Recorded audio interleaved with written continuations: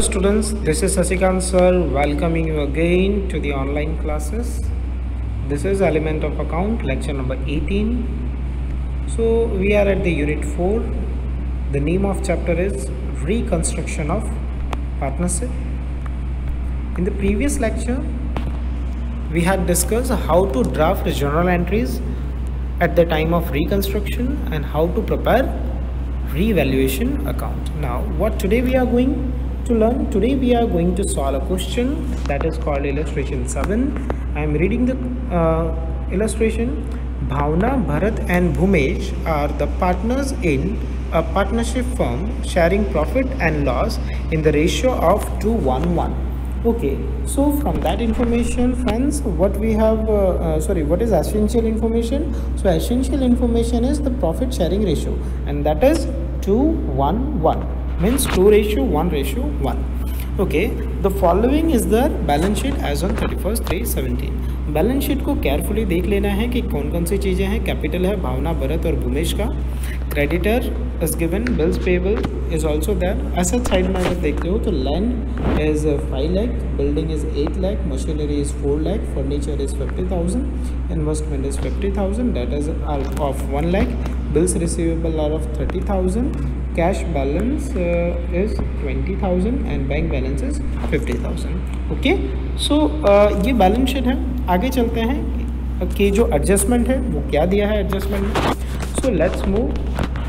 Adjustment अगर read करते हो तो क्या लिखा है? Partners have decided to revaluate the assets and liability on the date of the above balance sheet. The value of land is 7 lakh. Okay, the value of land is 7 lakh. अच्छा, याद ये रखना है कि कौन कौन से टॉपिक हैं, कौन कौन से उससे रिलेटेड इंफॉर्मेशन दी हुई है. तो लैंड की वैल्यू 7 लाख है. The value of building is increased by 1 lakh. Okay, अगर आपके पास टेक्स्ट बुक है तो better to use text book at that time. Okay, illustration 7 है ये. The value of land and building is increased by 1 lakh. The market value of machine is 2,50,000 which is to be recorded in the book. Provision for doubtful डेप्ट at 20% on debtor. Creditor amounting rupees 10,000 are not required to be paid. Income receivable amounted rupees 5,000 and outstanding expense amounted rupees 3,000 which are to be recorded. From the above information, write journal entries in the books of partnership firm for the revaluation and prepare revaluation account. Okay, so इतनी चीज़ें दी हैं, हमें journal entry draft करनी है. Journal entry draft करने के लिए पहले क्या करना है? एडजस्टमेंट को 1 by 1 रीड करना है. जैसे कि पहला एडजस्टमेंट जो है वो लैंड से रिलेटेड है. Second adjustment is related with building. Third adjustment related with machinery. तो अगर आप देखो यहाँ पर तो वो सारी इंफॉर्मेशन होनी चाहिए. सी land, building and machinery.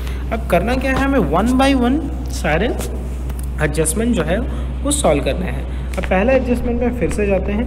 Land की वैल्यू जो है अभी नई वैल्यू कितनी आ रही है? तो new valuation is 7 lakh. Okay, and balance sheet में लैंड कितने का था आपको कंपेयर करना है. तो आप अगर देखोगे यहाँ पे तो बैलेंस शीट में हमारे पास लैंड की वैल्यू जो है वो है 5 लाख. ओके, तो old value is 5 lakh, new valuation is 7 lakh. So there is a profit or loss.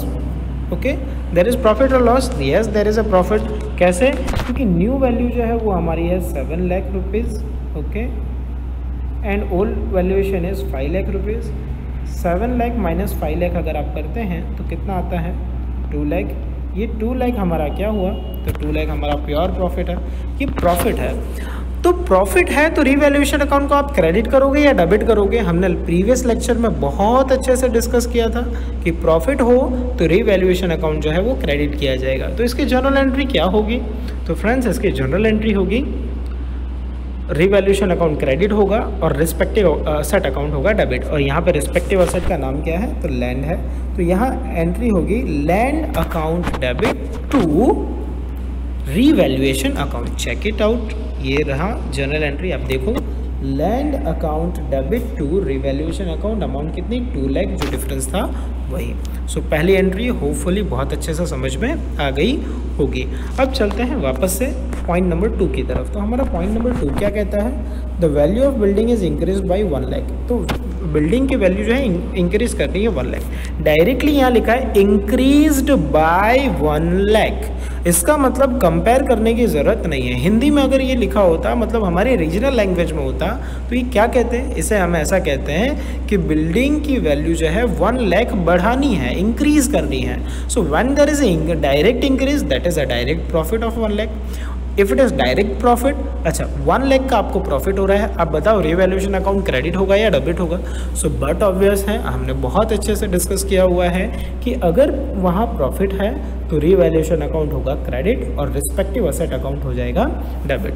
तो क्या होगा, यहाँ एंट्री होगी building account debit to revaluation account. Check करो हमारी जो जर्नल एंट्री है, this just check this, building account debit to revaluation account and amount is 1 lakh and 1 lakh. okay, narration में क्या आएगा, being increased in the value of building 1 lakh rupees. भी narration जो है वो परफेक्ट लिखना ज़रूरी नहीं है, जो भी इंफॉर्मेशन है उसको प्रिसाइजली आप लिख सकते हो। Okay, let's move to the point number 3। Point number 3 हमारा जो है that is related with market value of machine is 2,50,000।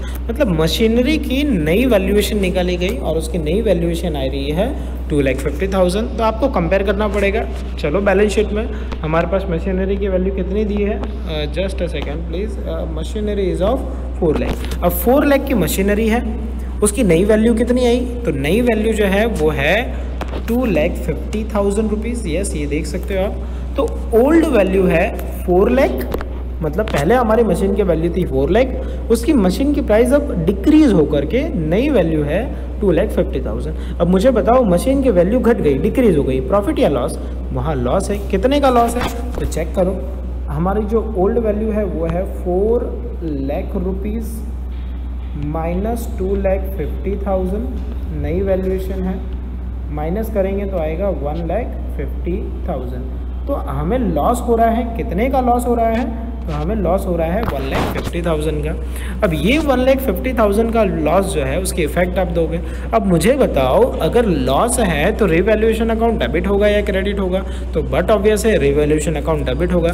तो चलते हैं रिवैल्यूएशन अकाउंट एंट्री की तरफ। तो ये देखिए entry, revaluation account debit to machinery account 1,50,000 and 1,50,000. okay, so hopefully point number 3 is clear. Now let's move to the point number 4.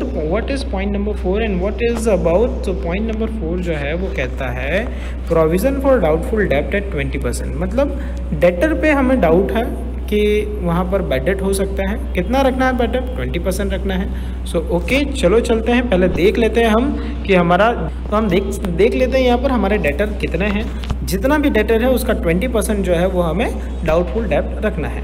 तो check करो, ये रहे डेटर्स, कितने के डेटर्स हैं, तो debtors are of rupees 1 lakh. Just give me a second, इसे मैं क्लियर कर देता हूँ। तो debtors are of rupees 1 lakh. अब 1 लाख का 20% कितना होता है, you have calculator, you can calculate, but directly precisely how you can calculate 1 lakh into 20%, so that would be 20,000। So bad debt reserve जो है वो हमें 20,000 रखना है। अब आप खुद सोचो कि 20,000 रुपीज़ जो है वो डूबने के चांस है, मतलब नहीं मिलेगा, it may be not receive. So that 20,000 is profit or loss. जरा सोचो कि 20,000 रुपीज़ आपको नहीं मिलने वाला है, ठीक है, तो दैट इज़ लॉस और प्रॉफिट। सब it's clear, that is loss, pure loss. तो उस लॉस का हम क्या करेंगे, सो वो लॉस जो है वो रिवैल्यूएशन अकाउंट में हम उसे करेंगे debit. Is that clear, that would be debited to the revaluation account. So revaluation account में चलते हैं, ये हियर वी गो। तो एंट्री क्या होगी, revaluation account debit to bad debt reserve account. ये देख लीजिए आप, ये रहा entry, revaluation account debit to bad debt reserve account. Here you can see 20,000 and 20,000. Hope you are getting the point, yes or no? Okay, let's move to the next point, point number 5. अगर point number 5 पे आप जाते हो तो क्या है point number 5? Point number 5 कहता है creditor amounting rupees 10,000 are not required to be paid. creditor जो है 10,000 के वो पे करने की कोई ज़रूरत नहीं है। अगर आप creditor को नहीं पे करने वाले हो, 10,000 नहीं देना है किसी को, प्रॉफिट या लॉस, सोचो जरा, प्रॉफिट या लॉस, तो बट ऑब्वियस है वहाँ है प्रॉफिट, क्योंकि नहीं पे करना है। अब वो प्रॉफिट है तो रिवैल्यूएशन अकाउंट क्रेडिट होगा या डेबिट होगा, बट ऑब्वियस है if there is a profit then revaluation account credited. So revaluation account credit करेंगे तो क्रेडिटर अकाउंट क्या हो जाएगा, डेबिट हो जाएगा। तो ये रही एंट्री नंबर 5, आप देख सकते हो यहाँ पर creditor account debit to revaluation account 10,000। Okay, तो ये हमने लिखी journal entry. Then let's move to the point number 6। Point number 6 जो है वो है income receivable ₹5,000 and outstanding expense 3,000 which are to be recorded. Income जो है 5,000 हमें मिलने वाला है। अब मुझे बताओ 5,000 इनकम मिलने वाला है, प्रॉफिट या लॉस? 5,000 मिलने वाला है तो प्रॉफिट है, क्योंकि बट ऑब्वियस है पैसा मिलेगा तो प्रॉफिट। तो प्रॉफिट है, रीवैल्यूएशन अकाउंट क्रेडिट होगा या डेबिट होगा? बट ऑब्वियस है क्रेडिट होगा। तो रीवैल्यूएशन अकाउंट क्रेडिट और जो इनकम रिसीवेबल है वो हो जाएगा डेबिट। तो जनरल एंट्री क्या बनेगी इस 5,000 की? ये जो 6 नंबर का पॉइंट देख रहे हो, ये मैं अभी 50% ले रहा हूँ, तो ये हो जाएगा income receivable account debit to revaluation account. Clear? देख लेते हैं जरा जनरल एंट्री ऐसी है या नहीं। आप देख लो, ये रहा revaluation account, sorry receivable income account debit to revaluation account. So उसी पॉइंट को हम आगे चलते हैं, आगे देख लें जरा। ये पॉइंट जो है expense amounted ₹3,000 which is to be recorded. अब 3,000 का एक्सपेंस है तो बट वैसे उसको एक्सपेंस ही रहने, तो उसको लॉस बोलने की कोई ज़रूरत नहीं है, लेकिन फिर भी हमारे कंसेप्ट क्लियरेंस के लिए हम उसे लॉस कह लेते हैं। तो एक्सपेंस ऑफ ₹3,000, अब एक्सपेंस है, रीवैल्यूएशन अकाउंट डेबिट करोगे या क्रेडिट करोगे? बट ऑब्वियस है डेबिट करेंगे, तो रीवैल्यूएशन अकाउंट होगा डेबिट, एक्सपेंस अकाउंट हो जाएगा क्रेडिट। आप यहाँ चेक कर सकते हो कि वहाँ पर रीवैल्यूएशन अकाउंट कैसे क्रेडिट होगा। तो क्या होगी इसकी एंट्री? तो इसकी एंट्री होगी, just a second please, bag your pardon, revaluation credit नहीं डेबिट होगा, क्योंकि एक्सपेंस है, लॉस है, लॉस के लिए हम रीवैल्यूएशन अकाउंट डेबिट करते हैं। तो revaluation account debit to expense account. Check कर लेते हैं हमारी जनरल एंट्री। ये रही जनरल एंट्री, आप देखिए revaluation account debit to outstanding expense account. So hopefully सारी जनरल एंट्रीज आपको क्लियर हो गई। जनरल एंट्री ये सारी अगर हो जाए, आप देख लो हमारे उसमें लास्ट में हमको क्या कहा गया है, from the above information pass general entry हमारी क्लियर हो गई, और रीवैल्यूएशन अकाउंट एक प्रिपेयर करना है। तो रीवैल्यूएशन अकाउंट प्रिपेयर करने के लिए आपको सारी इफेक्ट देनी होगी, और लास्ट में एक जनरल एंट्री देनी होती है प्रॉफिट डिस्ट्रीब्यूशन के। तो चलो देखते हैं, हमने जो ये जो है एक जनरल एंट्री ये बाकी रह गई, ये मैं आपको थोड़ी देर बाद में एक्सप्लेन करता हूँ, क्योंकि इसके लिए क्या है, रीवैल्यूएशन अकाउंट प्रिपेयर करना होता है। ओके, तो ये है एक्सप्लेनेशन। हाँ, हालांकि एक्सप्लेनेशन मैंने ऑलरेडी एक्सप्लेन कर दिया है, आप इसे इग्नोर कर सकते हो, ठीक है। जैसे लैंड की वैल्यू, हमारा जो पॉइंट थे, जैसे ये रहा, सबसे पहला पॉइंट था लैंड का। तो लैंड में आप देखो तो 2 लाख का हमें प्रॉफिट हुआ था। प्रॉफिट होगा तो रीवैल्यूएशन अकाउंट क्या होगा, क्रेडिट होगा। बिल्डिंग, आप बिल्डिंग में चेक करोगे तो बिल्डिंग में हमें 1 लाख का प्रॉफिट हुआ था। प्रॉफिट होगा तो हमें रीवैल्यूएशन अकाउंट जो है वो क्रेडिट करना है। आप चेक कर लो, ये रीवैल्यूएशन अकाउंट है। देखो लैंड अकाउंट है 2 लाख, बिल्डिंग अकाउंट 2 लाख, ऐसे 1 बाय 1 एंट्री देते जाना है, ठीक है। उसके बाद में अगर आपको यहाँ से एक्सप्लेनेशन नहीं देखना है तो आप क्या करो, डायरेक्टली वो जो एडजस्टमेंट हमने देखे थे वो एडजस्टमेंट 1 बाय 1 रीड करो। वो एडजस्टमेंट अगर आप रीड करोगे तो उससे भी क्लियर हो जाएगा। हमारा पॉइंट नंबर 3 क्या था, मशीनरी। तो मशीनरी में हमें 1,50,000 का लॉस हुआ था, तो 1,50,000 के लॉस की वजह से हम रीवैल्यूएशन अकाउंट डेबिट करेंगे। तो रीवैल्यूएशन अकाउंट यहाँ होता है डेबिट। ये देखिए मशीनरी अकाउंट, ये रहा मशीनरी अकाउंट। इस तरह से हमने 1 बाय 1 सारी एंट्री जो है वो दी। क्लियर है, हमने बातचीत पहले ही कर ली थी। उसके बाद करना क्या है, आपको दोनों साइड का टोटल करना है। जिस साइड का टोटल ज़्यादा है वो नीचे लिखना है। तो यहाँ पर क्रेडिट साइड का टोटल ज़्यादा है 3,15,000, same total is return here 3,15,000। इस 3,15,000 में से आपको ये सारी वैल्यू माइनस करनी है। अब ये वैल्यू माइनस करोगे तो अल्टीमेटली आपको मिलेगा ये प्रॉफिट 1,42,000 का।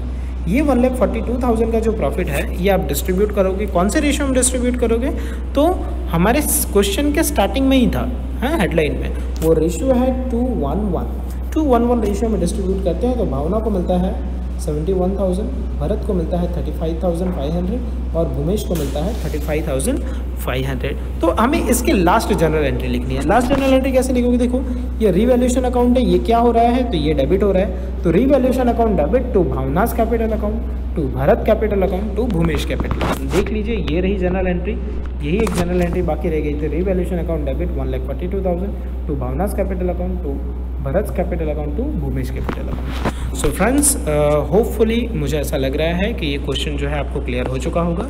अगर ये क्वेश्चन क्लियर हो चुका है तो आप इलस्ट्रेशन नंबर 7 एक बार घर पे आराम से सॉल्व करोगे, इलस्ट्रेशन 8 भी सॉल्व करने का ट्राई करोगे, और इसी की तरह एक्सरसाइज में है क्वेश्चन नंबर 10, आप वो भी सॉल्व करोगे। ये रहा आपका होमवर्क जो कि मैंने दे दिया है। सो स्टूडेंट्स, आज के लिए इतना ही। Thank you for now, thank you and bye bye, stay home and stay safe.